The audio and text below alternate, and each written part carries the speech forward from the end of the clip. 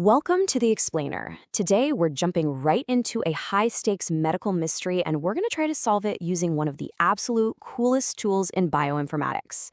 We're going to dive into exactly how bulk RNA-Seq data works and see how scientists can literally transform physical human lung tissue into this massive digital landscape of genetic clues.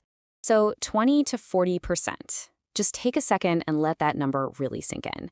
That right there is the stark, terrifying 5-year survival rate of the disease we're investigating today. Honestly, when a patient gets this diagnosis, the odds are incredibly heavily stacked against them. It's a statistic that really underscores the life-or-death urgency of the data analysis we're about to walk through.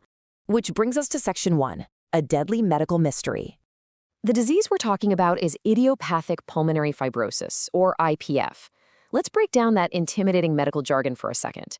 Idiopathic basically means there's no known cause. Pulmonary is lungs, and fibrosis is scarring. For patients, the reality here is incredibly grim. We're looking at a median survival of just 2.5 to 3.5 years post-diagnosis. And right now, there's absolutely no cure. Current treatments can only sort of slow the damage. Biologically, it's this fatal progressive scarring of the lung tissues that just completely ruins how the lungs function. And the most frustrating part is that the underlying trigger is still a total mystery. So how do we study this?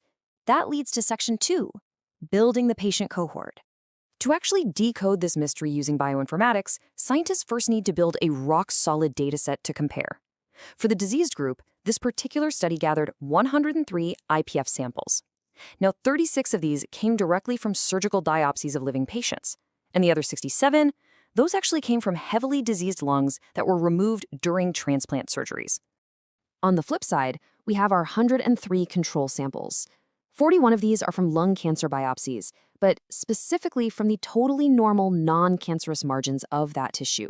The other 62 come from deceased organ donors who didn't have any history of lung disease. And, there's actually a bit of dark humor in the original paper here. They literally labeled these 62 deceased organ donors as healthy controls, which is, well, kind of funny because they are obviously dead.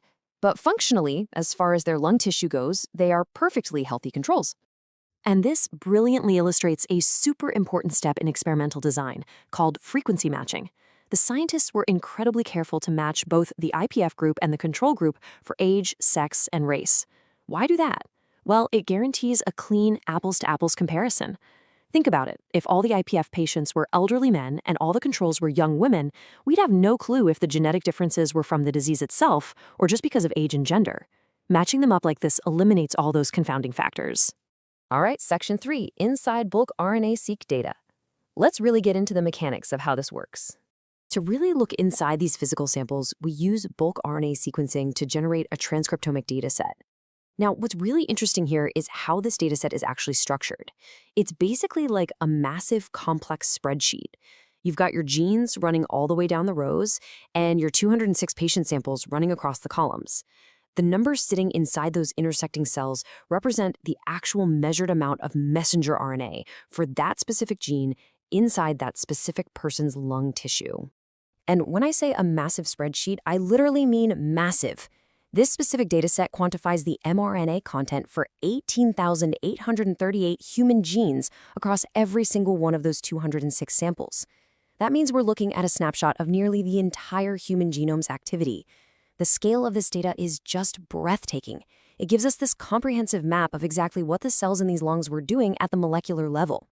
Now let's gently clarify the technical reality of how bulk RNA-Seq actually works.